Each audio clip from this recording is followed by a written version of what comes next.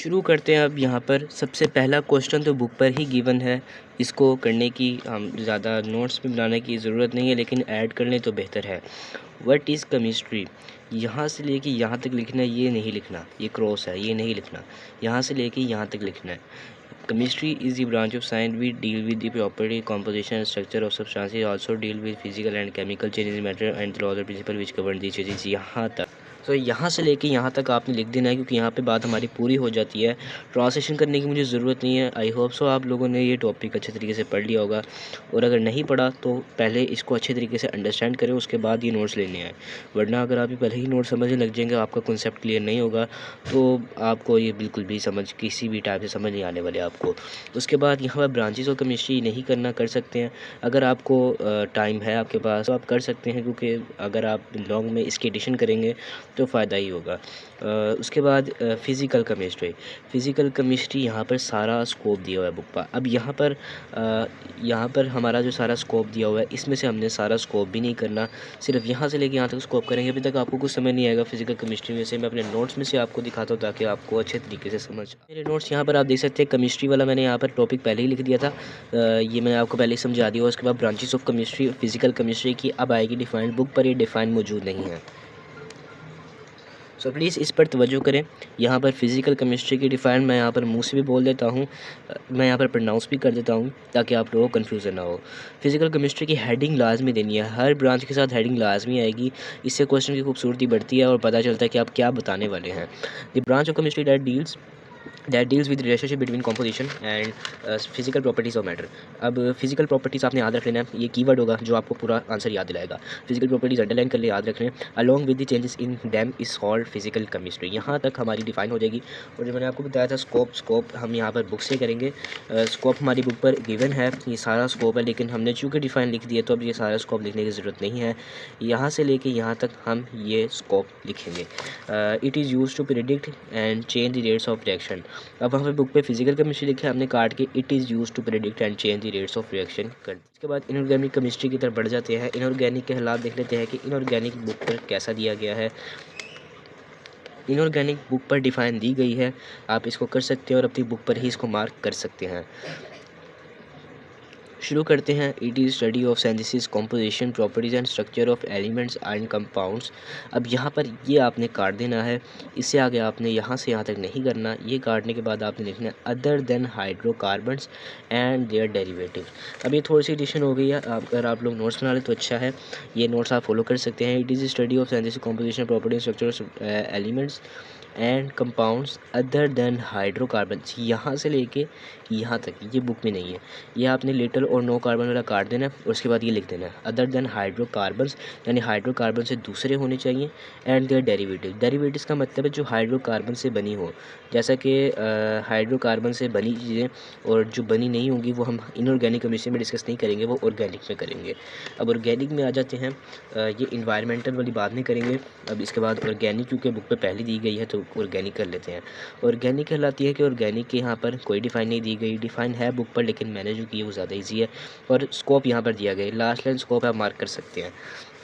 Organic chemistry, the branch of chemistry that deals with study of sciences, properties, composition and structure of. अब यहाँ से लेके यहाँ तक ऑर्गेनिक और ऑर्गेनिका सेम था, लेकिन इसके बाद यहाँ पर एडिशन हो जाएगी ये of hydrocarbons and their derivative. वो था अदर देन, ये यहाँ पर देखेंगे, ये नोट करने वाली बात है। अदर देन इनऑर्गेनिक में है और ऑर्गेनिक में स्ट्रक्चर ऑफ हाइड्रोकार्बन्स, इसमें हम हाइड्रोकार्बन्स पढ़ते हैं, उसमें नहीं पढ़ते, तो उसमें अदर देन का लफ्ज़ आ जाएगा और इसमें अदर देन का लफ्ज़ नहीं आएगा। Of hydrocarbon and their derivatives का लफ्ज़ यहाँ पर आ जाएगा।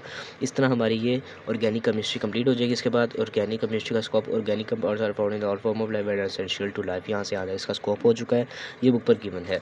इसके बाद इन्वायरमेंटल केमिस्ट्री पर चढ़ते हैं। मेरे से थोड़ा गलत हो गया था तो इस पर आपको कॉम्प्रोमाइज़ कर लीजिए, तो इस पर आप थोड़ा सा कॉम्प्रोमाइज़ कर लीजिएगा। यहाँ पर इन्वायरमेंटल केमिस्ट्री बुक पर गिवन है, यहाँ से लेके यहाँ तक ये बिल्कुल भी नहीं करना। और ये क्योंकि स्कोप ही दिया गया सारा तो हम बुक में से नहीं करेंगे, मैं आपको रिकमेंड करूँगा कि मेरे नोट्स फॉलो करें। अब इसके बाद यहाँ से लेके जो यहाँ तक दिया गया ये स्कोप है, इसको हम मार्क कर सकते हैं, हाईलाइट कर लें इसको। इसके बाद the branch of chemistry that deal with study about component on the environment and the effects of human activities on the environment. The का लफ्ज़ ना डालें, ये वैसे ही मैंने काटा हुआ है तो इसको आप रहने दें। On environment is called environmental chemistry. यहाँ से लेकर यहाँ तक आप नोट कर लें क्योंकि डिफाइन बुक पर मौजूद नहीं है। अब स्कोप इसका जो कि बुक पर मौजूद है, it helps in understanding the causes effects and solution of different types of pollution. अब ये नोट्स बनाने का आपको क्या फ़ायदा होगा? नोट्स बनाने से आपके पास एक सारी तरतीब वाइज होगी, वरना आप कभी बुक से ले रहे होंगे, कभी अपने नोट से ले रहे होंगे, आप कन्फ्यूज़ हो जाएंगे। तो एक पर्टिकुलर रजिस्टर पर नोट्स बनाना शुरू करें और जिससे आपको फ़ायदा बहुत ज़्यादा होगा। शुरू से अगर आप नोट्स बनाएंगे तो आपको ज़्यादा फ़ायदा होगा, अगर आपने देर कर दी तो मुश्किल हो सकती है। अब बारी आ जाती है एनालिटिकल केमिस्ट्री की। यहाँ से लेके यहाँ तक आप मार्क कर लीजिए, इसकी डिफ़ाइन है और उसके बाद यहाँ से लेके यहाँ तक इसका स्कोप है। लेकिन मैं प्रेफर करूँगा इसका स्कोप आप रहने दें क्योंकि इसका स्कोप ज़्यादा ज़रूरी नहीं है। डिफ़ाइन में ही बात पूरी हो जाती है और डिफ़ाइन वैसे भी थोड़ी लॉन्ग में आ जाती है, तो इसको आप स्कोप के तौर पर रहने दें। अब यहाँ पर मैं पढ़ना शुरू करता हूँ। This branch of chemistry deal with the analysis of different substances. It involves separation, रेडिकेशन, determination of the concentration of the component present in material thing. ये लंबी हो जाती है तो इस पर स्कोप डालेंगे और ज़्यादा लंबी हो जाएगी, 2 नंबरों के हिसाब से ज़्यादा हो जाएगा। तो आप इसको इतना ही रहने दें, इसके अंदर स्कोप ऐड करने की ज़रूरत बिल्कुल भी नहीं है। प्रेफर करूँगा 100% स्कोप इसके अंदर ना ऐड करें। अब यहाँ पर बायोकेमिस्ट्री की बारी आ जाती है। ये ग्रीन हाईलाइटेड सारा इसकी डिफ़ाइन है और यहाँ से लेके यहाँ तक इसका स्कोप है। अब ये चूँकि बात पूरी नहीं होती बायोकेमिस्ट्री में, तो हमें इसका स्कोप ऐड करना पड़ेगा। It is branch of chemistry in which we understand life through chemical processes. It is study of chemical substances and vital processes occurring in living organism. Biochemistry provides insight into the structure and function of molecules such as protein, carbohydrate, lipids and nucleic acid। ये हो गया जी इसका scope और biochemistry की define यहाँ से लेके यहाँ तक आप लोग नोट कर सकते हैं। अब ये सारे टॉपिक जो आपको समझ आएंगे वो इसी वजह से समझ आएंगे कि अगर आपने अपना टॉपिक क्लियर किया होगा, आपको ये सारे टॉपिक्स क्लियर हैं, आपको उसका कॉन्सेप्ट पता है, क्योंकि ये कॉन्सेप्ट बेस्ड स्टडी है।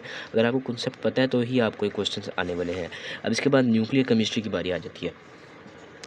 न्यूक्लियर केमिस्ट्री भी बुक से आपको सारी करना पड़ेगा, यहाँ से लेके यहाँ तक इसकी डिफाइन और यहाँ से लेके यहाँ तक इसका स्कोप है। अब ये बुक से आप निशान लगा सकते हैं या फिर ये नोट से कर लें। Nuclear chemistry deal with the reaction taking place in the nucleus of an atom. ठीक है। अब इसके बाद आ जाता है it deals with radioactivity, nuclear process and transformation in the nuclear atom. Scope nuclear chemistry has many application in agriculture, medicine, industry and research. एक बात और याद रखिएगा कि जब भी आपने स्कोप लिखना है तो उसके ऊपर हेडिंग लाजमी देनी है। अगर आपने दीगर पैराग्राफ की सूरत में उसको लिखा, यानी यहाँ से आपने शुरू कर दिया स्कोप, तो कुछ अंडरस्टैंडिंग होगा कि आप क्या लिख रहे हैं। इसके बाद पॉलीमर केमिस्ट्री की बात आ जाती है। पॉलीमर्स होते हैं लार्ज मॉलिक्यूल्स और यही इसकी डिफाइन में मौजूद है। यहाँ से लेके यहाँ तक इसके जो है डिफाइन है और ये सारा इसका स्कोप नहीं है, ये सारी इसकी एग्जाम्पल है। स्कोप यहाँ से लेके यहाँ तक बनता है लेकिन स्कोप थोड़ा सा मुश्किल है, तो हम इसको एग्जाम्पल्स में कन्वर्ट कर देंगे। इसकी एग्जांपल कर लें proteins, cellulose and nucleic acid. ये आप हाईलाइट कर लें। Polymers are large molecules made by linking together a series of building blocks. Polymers chemistry focuses on property, structure and synthesis of polymers and macro molecule. Micro नहीं है, macro है। अब इसके बाद एग्जांपल्स आ जाती हैं proteins, cellulose and nucleic acid. ये example है, स्कोप करना चाहें तो कर सकते हैं लेकिन एग्जांपल ज़्यादा प्रेफर करूँगा मैं। अब इसके बाद आ जाती है जियो केमिस्ट्री। अब जियो केमिस्ट्री बुक पर दी गई है, यहाँ से लेके यहाँ तक ये इसकी डिफाइन है। अब इसके बाद इसका स्कोप आ जाता है। अब जितनी भी हमारी 3 ब्रांचेस बची हैं इनमें से आपने किसी का भी स्कोप नहीं करना क्योंकि इनकी जो डिफ़ाइन है उसमें बात पूरी हो जाती है। यह आपके लिए की पॉइंट है कि जितनी भी बाद में बची हैं, geochemistry, medicinal chemistry, astrochemistry याद रख लें। और पीछे एक और की थी हमने एनालिटिकल केमिस्ट्री, इसको याद रख लें, इनका आपने स्कोप नहीं लिखना।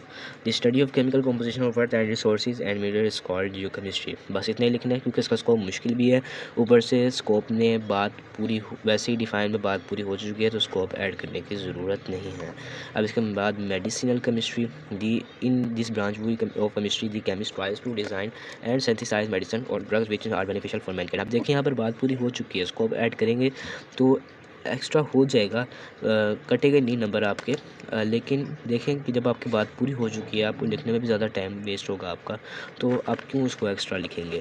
अब इसके बाद डिफाइन एस्ट्रो केमिस्ट्री। अब एस्ट्रो केमिस्ट्री स्पेस के बारे में है तो इस पर हम स्पेस के बारे में लिख देंगे, ये बुक पर है। It is study of molecules and ions recurring in space and Interstellar space. बस इतना ही करना है। अब यहाँ पर हमारी ब्रांचेस ऑफ केमिस्ट्री कंप्लीट हो चुकी हैं। अगली वीडियो में इंशाल्लाह हम फिज़िक्स के बारे में एआई नोट्स चैप्टर 1 के डिस्कस करने वाले हैं, चैप्टर डिफाइन, जिसमें हम पहला पार्ट डिस्कस करने वाले हैं। लेकिन आज हमारी जो ब्रांचेस ऑफ केमिस्ट्री का टॉपिक था वो पूरा हो चुका है। आप इसको एज इट इज़ नोट कर सकते हैं। यही नोट्स फॉलो करेंगे तो आपका फ़ायदा होगा। और ये नोट्स PDF लेने के लिए मुझसे कमेंट में रब्ता करें। अब डिटरमाइनिंग इट्स कॉम्पोनेंट, ये इसकी एक्सरसाइज है, आप खुद कर सकते हैं। ये इसके आंसर्स हैं, पहले का एनालिटिकल, दूसरे का फिजिकल एंड इनऑर्गेनिक केमिस्ट्री। यहाँ से लेके यहाँ तक ये तीनों हो चुकी है हमारी एक्सरसाइज भी।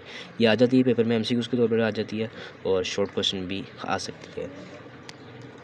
अब जो केमिस्ट्री की अगली वीडियो होगी उसमें इंशाल्लाह हम स्टेट्स और मैटर को डिस्कस करेंगे। 1.2 टॉपिक है आपकी बुक का, यहाँ से लेके यहाँ तक है, लेकिन फ़िक्र ना करें, सारा नहीं लिखना, हमने पॉइंट्स में लिखना है, तो इसकी टेंशन भी आप ना करें। उसके बाद 1.3 element, compound and mixer and so on topics चलते जाएंगे आगे, लेकिन हमने आगे बढ़ते जाना है और अपना जो नोट्स है उनको क्लियर करते जाना है।